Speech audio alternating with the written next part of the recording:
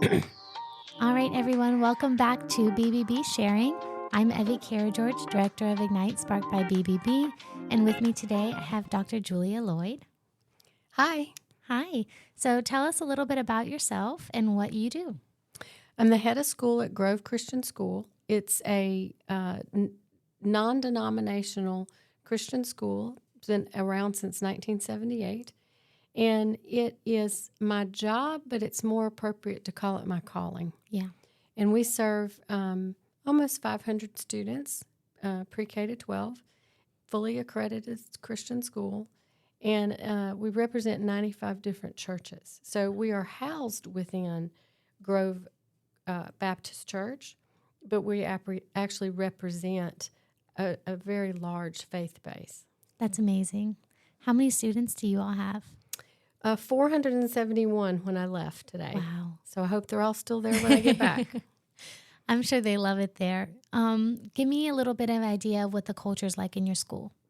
So we like to call Grove a safe place to wrestle with your faith. So while we do have 9 statements of faith, so we put out there, this is what we believe, and we ask that families agree to those as they enroll their students in school. We realize with 95 different churches, we're going to agree on the basic tenets, and then doctrinal differences are a family issue. We believe that the parent's the primary discipler of their child, and we're to come along beside them. We recognize that as a child grows, they are going to at some point begin to deconstruct their faith and reconstruct it and make it their own. Mm-hmm. And so we're there to talk about the cultural issues that challenge our faith, and then look at why do we believe the way we do. You know, we're trying to cultivate a worldview that's biblically influenced, but not indoctrinate. Yeah. There's 6 worldview questions that we kind of build into every piece of our culture. One is on identity, who am I? Also on destination and origin, who am I? Where am I going? Where do I come from? And then values, what matters? What is my purpose? And what is truth with a capital T? So from littles to bigs, we ask those questions in every subject area because we want to develop a culture of critical thinkers, creative thinkers, people who can collaborate, communicate well, and people who are authentic. I love that. I think a lot of Christian schools today, they're not as unique as Grove. They have a specific denomination, and they do try to, like you say, indoctrinate their students. What is it about Grove that make parents choose that school over others?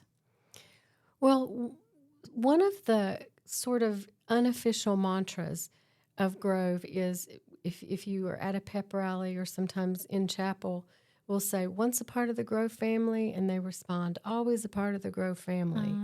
So family, as you know, is about navigating relationships. And so as a family, there's conflict. How do we get through it? As a family, there are opportunities. There are opportunities to truly connect as brothers and sisters, and we want to facilitate that. We also focus on unity because we believe if you care for unity, you will care for diversity and inclusion. You will care about equity. Yep. But in John 17, Jesus, before he's crucified, he prays for all believers, and he prays that we may be made completely one with him and the Father. I mean, it just sort of blows your mind. Yeah. But unity was foremost on his mind before he was crucified. So if it's that important to him, that's what we need to prioritize. It should be just as important to us. Mm-hmm. I agree 100%. Why would a parent choose private school over public school, do you think? Well, the reasons have changed. I would say, for me, I chose private school for my children. I was a public school educator. I was actually in higher ed training teachers for public school. I still support public schools and pray for public schools. But then I can also say, as a parent, this was not going to work. It was too big of a school, and there were some things that were happening culturally that contradicted what we were doing in the home. So I was looking for more of a partnership between the school and the home. And I think that is the baseline reason behind parents coming to a private school, selecting that. Now, they want smaller classrooms. They want their child to be known. They want a partner. But in some ways, they're also saying, gosh, some of the initiatives within schools have kept me from being a partner, kept me from being the primary discipler of my child, or those values conflict with what we're saying in the home. It's just gotten a lot more intense in the last few years. So it's not a fortress mentality. Come in and let's protect you from the bad world around you. We like to think of it as an equipping station. We equip students and their families to be leaders for Christ, but to not escape issues, but learn how to partner to deal with them. Yes. I love that you said partnering with the parents. That's really important. My parents, I'm not going to name the school that I went to, but my parents, I'll never forget, I had come home, I was in 5th grade, and they had done a tour at the public school that we would be attending after, because I went to a public elementary school, and I cried the whole night because what I saw there absolutely terrified me. And I told my parents, I said, I don't want to go to middle school. It looked terrifying. I hated it. I'm going to be miserable there. So where I'm from, they really only had 2 other options. And the 2 options, one did not have a high school afterwards.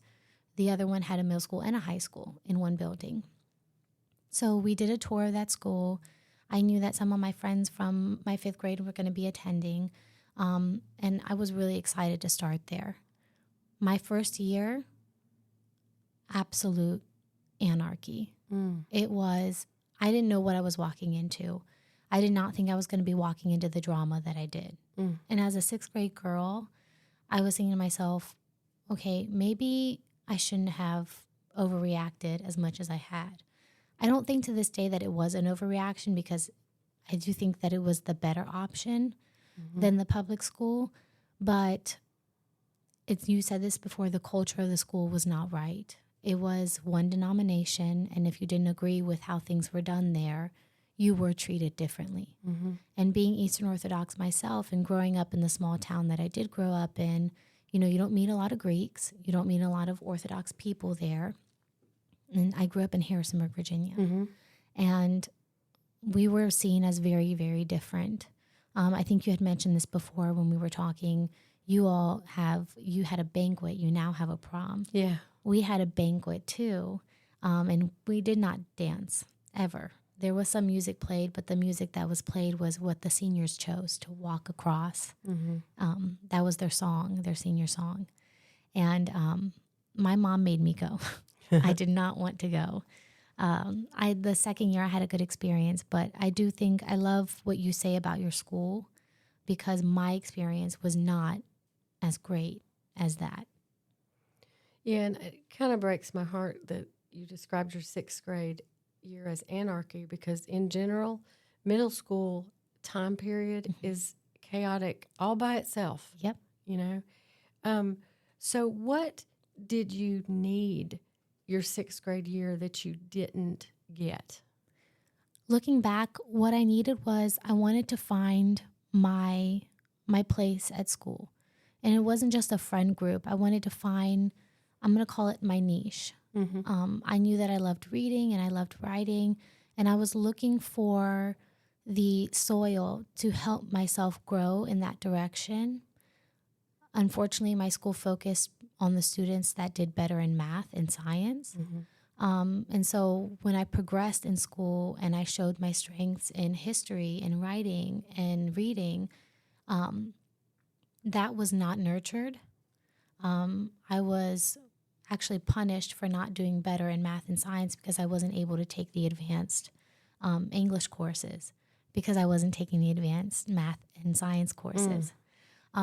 So that did devastate me a lot, because, that was my strength. Yeah. When I was a public school teacher, I used to say, if I ever ran my own school, and then God said, okay, sweetie, here you go. But by the time I looked at this school as a place to truly partner with parents, and it's an equipping station, I said, well, what is it that we do so that we can work with this rich tapestry of abilities that come in the door? And we looked at a 5 C's model for how we deliver instruction. So we looked at what does the 21st century ask people to know and be able to do, and what are our, as humans, as image bearers of God, what has He equipped us with, and how do we facilitate it? And so we said, well, we need to develop critical thinking, but we also have to develop creative thinking. We have to develop in people the ability to truly collaborate. We are a wired world. Mm-hmm. We are a connected world, but sometimes that leads to disconnect. What does effective collaboration look like? And then how are we to be effective communicators in a 21st century world? We're looking at AI. We're looking at content creation. We're looking at assessing information and figuring out if there's any truth in it. Mm-hmm. So we wanted to develop creative thinkers, critical thinkers, collaborators, communicators, but we also said, what does it look like when that's Christ-centered? Mm-hmm. Some people will talk about character education. Well, how do you decide what is good character and what is bad character without defining what that means? And for us, it's what are the characteristics of Christ and how do we grow those? You talk about emotional intelligence. We talk about the whole child being an academic, a spiritual, it's actually intellectual, spiritual, physical, social, emotional being. I love that. Well, there he is, Mr. Barry Moore. I'm jumping on. Hey, Barry. Julia. All right. You like people to interrupt you? I don't. You don't. But that's okay. This is all new to Ivy getting interrupted. I'm so spastic. So I'm glad you joined us because I am too. I told my story about my public school experience or my private school experience and what that transition was like. And I guess it's your turn now to tell us your story. I love it. So I went to Julia's school. We're in the Council of CEOs together, round table, and we're called RT3. Very confidential. We're sharing it with everybody. But I went to the school, and Jen went with me, and I saw something that everyone in the local area or anyone in the country should be aware of, that you can get an education for under $10,000 and keep your kids out of, I'm not a naysayer in public schools. My daughter went to them. She went to specialty schools, but she was unique and she was very disciplined. And my wife had 24 hours a day to teach her and mentor her. A lot of families don't have that ability, and so God was great to me that I had the availability financially to have my wife stay at home and raise a daughter. But going back to my situation, so public schools in New Jersey back in the 70s, my parents, we went up and down economically. We never had more money in the bank. We never had money in the bank. We were always bouncing checks and stuff. And my parents, we lived in a small town in New Jersey, and the K through 8th was a great education, and it was all good. But the high school, my parents couldn't wrap their head around sending me to that public school. So there was a prep school. There's a lot of prep schools in New Jersey, boarding schools, and all the way up to Northeast Quarter, 150, 200 years old, these schools. And I went to a prep school, and as I told you, Evie, a long time ago, and I share with everybody, it was an expensive school. I think it was $3,000 a year back then. I can remember the number. And today it's like $60,000. Wow. And it's a boarding school. And it's a great education. And I learned a lot. It made me who I am today. My wife always says, I think your parents hurt you by sending you to that school. I said, no, I was the poorest student that ever went to that school. They leveraged everything. One semester, and Julie, understand this, my dad didn't pay the tuition, and guess what they do? They kick the kid out. So I was at assembly. They come, and the finance guy grabs you by the shoulder and says, got to go. And I had to go home for a couple of days. And it's highly embarrassing, obviously, Wow. but they're ruthless. I mean, because he comes down. And so what I learned by going to a school like that is small classes matter. You get 15 kids in a classroom versus 50. There's a difference in education. The teacher, the faculty, the professor, they know who you are. You can't hide. And they develop you and they take an interest in you. So in this town, to put a kid, if I had another child, which I don't see in my wife's future or mine. So if I had a grandchild and I could send my child to this kind of a school and for under $10,000 and I walk the facility, it's magnificent. They're very creative in spaces and they have a tree, right? What do you have, like a tree or a forest down that hallway? Oh, yeah, in the preschool hallway. Yeah. A little enchanted forest. Jen is love still that. talking about it. It's crazy. Jen, who works here, says, I wish I could just go there to hang out under the tree. And, I'm sure faculty She want to do it. can. She can. We might So- ask her to read to preschoolers. Yes, But, and she will. But it's a community different. And can the public schools still do it? Unfortunately not. It's politics. When politics gets involved in something like education, we're doomed. And I think we're a church, a Christian base, even though it's non-denomination, right, school. And I went to a Baptist school in 1854. Petty was formed on the Baptist religion. In 1972, it had nothing to do with religion anymore. But we still had chapel and we still had everything once a week. And you cannot beat that kind of an education. So anyway, if that's what you're asking me to talk about, how'd I do? You did great. Great. And I do have to agree. I have a silver lining to add to my experience in private school. My education that I received was most definitely better than I would have received had I gone to public school.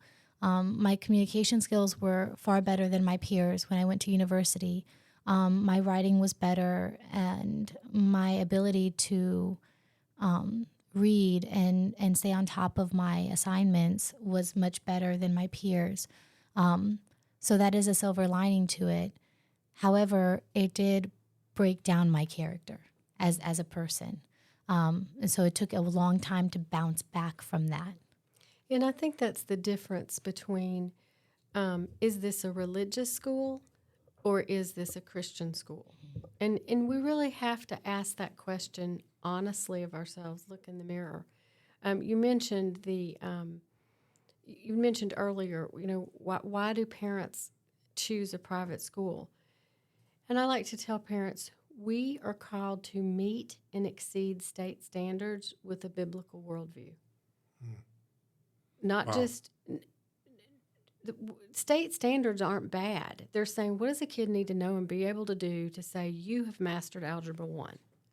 Well, we want to meet it, but exceed it with a biblical worldview. That's the goal.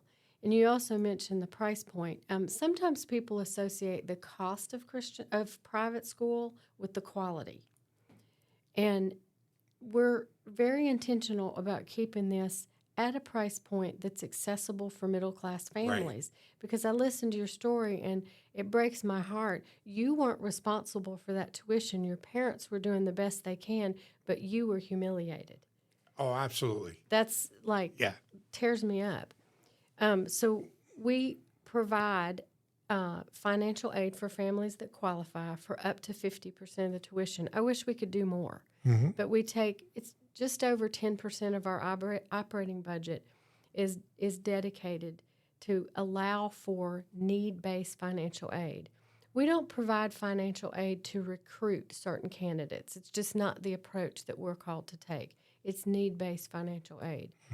And I think that allows us to serve a different population, Now, that being said, you keep tuition under $10,000 and it's inclusive of books and fees and all that stuff. You got to get pretty creative with how you get all that to balance, So. One thing I learned about you as a CEO, Julia, is that the school's lucky to have you. And it's not just saying it because you're sitting across from me, because I listen to the story and we talk in our events, and I toured your school, and your passion, and you were there since 2016. Yeah. See, It'll be, let's see, I I'm pretty started in good. 15. Okay. So it'll be 10 I'm years and pretty good though. 25. My Yeah, memory you were still good. works. See, Yeah. not that old, and so, and I did a lot of work when I was at Haley in the car business. I worked a lot with Sheriff C.T. Woody, no longer there in Richmond City, and also Carl Leonard, who's a sheriff over in Chesterfield, still serving, and Chesterfield's very lucky to have a Carl Leonard because of the care he gives the inmates, recovery, and the families and the community and his workers. He's a caring individual, which is, I guess, not always in that job role, right? You're a sheriff. You do anything you want. You're the most powerful job in the county in Virginia. Nobody knows that. But one thing that C.T. Woody and also Carl says, and they're both friends of mine, but C.T., when I used to go down to Richmond, volunteer and talk at the sixth tier, it was called, or sixth floor, Sarah Scarborough, who ran Real Life, I learned a lot. And he always used to say it's about family. And we are so bankrupt morally and ethically with family and the way we look at each other. I just came back, and Evie came back just from Europe too. I was in Lithuania with my daughter for 6-7 days, and family is different there. People act differently. Somebody just asked me, did you feel, all Americans, they all want to know, did you feel safe? I saw nobody sleeping on benches. I didn't have to worry about being pickpocketed. Now, London, a little different. London, yeah. But Eastern Europe, because they were under the Soviet Union rule for so long, Right. they've been tortured. The next generation to be alive knows the old story. We talk about slavery. We still talk about 150 years, which is fine to remember. These people are remembering 30 years ago when Russia was over this country or the Baltic states, and they were executing people and imprisoning people. And family there, you can see kids and children walking together and going. My daughter lives in an apartment, and right across the courtyard, everything's courtyards, and there's a private school. And I saw families walking their kids there. It was a private school. And it is so important that we really start to talk about it. And whether we pledge allegiance to the flag, whether we pray in the morning, whether we mention the word God, how do we go on? How does the next generation survive if we really don't start waking up and taking another direction? The media is telling us one thing. The big mouths are telling us, and the protesters, right? There's activists. But you know what? It's time for us to use common sense and really learn history. One thing Americans are afraid of right now is what's called, I think, history. You go over to Europe, you go to a concentration camp. I've been to Krakow, and when you realize what is the potential of human beings, I'm afraid we're getting closer and closer. So the private education or the caring education, let's not call it private. It's just education with a different twist. Not that there's bad teachers in all the public schools, but they're regulated. They're told everything what to do, and if they don't do it, they get in trouble, right? And people are reporting them and all that. And we got to get a hold of that. So I grew up in a small town in Southwest Virginia where everybody knew everybody, and the private school experience recreates that. yes, And what I found, and this was particularly illuminated during COVID, is we used to have neighborhoods where you knew your neighbors and your community was around you. The private Christian school has become the new neighborhood. yes, Because we have events, and we realized when parents could not attend events because of COVID, the parents were struggling because they lost community. Kids, because we stayed in school, kept connected. They were healthier spiritually, intellectually, Yes. socially, emotionally, but their parents lost community. And so when we, began to get out of the COVID era, it was the parents that were very verbal about how can we reconnect to the school? What can we come do? How can we foster? Because partnering with parents is about more than helping them raise their child the way you want to partner to do. It's about being part of something that mattered to the family. And one of the things that you said, you mentioned that in your trip, there's a school, and the parents walk their kids to the school. The school is a part of the community. And I remember when my boys were, I have 2 sons and a daughter. My boys are a year apart. They're grown now. My daughter's in college. And I remember when they first went to middle school, one of the administrators at this school put my son in a program because he was Latin American. She said, "You're Hispanic. We're going to put you in this reading program," even though he was in honors English. And when I went to speak with her, I said, "Well, this is not going to be a fit for him." And she said, "But he's Hispanic, and he needs to be in this program, and we got a grant for it."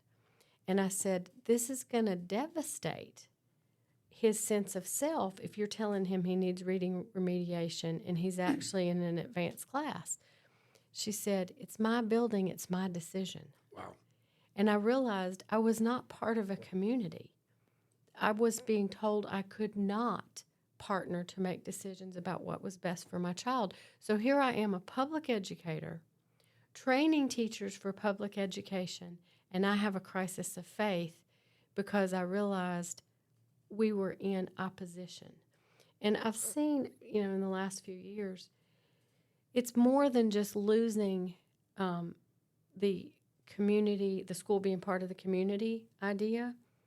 As we saw in the last election cycle, parents are in combat with schools sometimes. And the debate is over who has primary, Parental rights. parental rights, exactly. It's supposed to be the parents. And I'm pretty clear on that one, Yeah.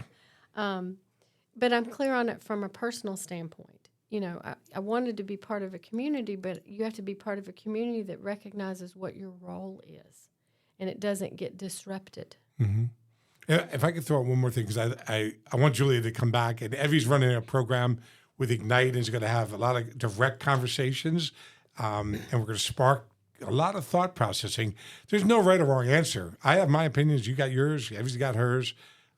It's all how we were brought up. But the one thing I learned at a private school, being one of the poorest kids, and I did very well in my career because I became a chameleon, and I always had a work ethic. My parents taught me. So I worked 6 days a week, about 80 hours a week for 40 years. And I provided for my family. And yeah, I didn't go to all the soccer games. I didn't even know my kid played soccer. I joke about that. But my wife always reminds me, because you did that, we were able to do what we did. Right. And young people, parents, they want to keep up with the Joneses. We didn't keep up with the Joneses. We got a nice house. It was very modest or whatever. And whatever economically changed, but I never was a victim. Our power was turned off, our electric, and days. My dad passed some bad checks just to survive because it was different. We didn't have credit cards back then, but I was never a victim. And when I went to the prep school, I learned not to be ever a victim, never ever.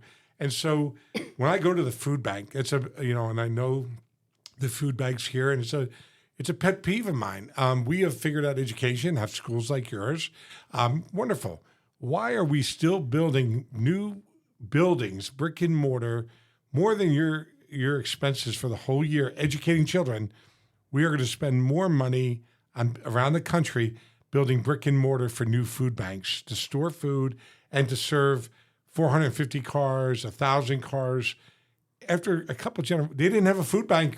And you look at me, I've learned how to eat somewhere, and I was able to get food. And we never got welfare. We never got food stamps. We never went to a food bank. It didn't exist. Unemployment, my father would never apply.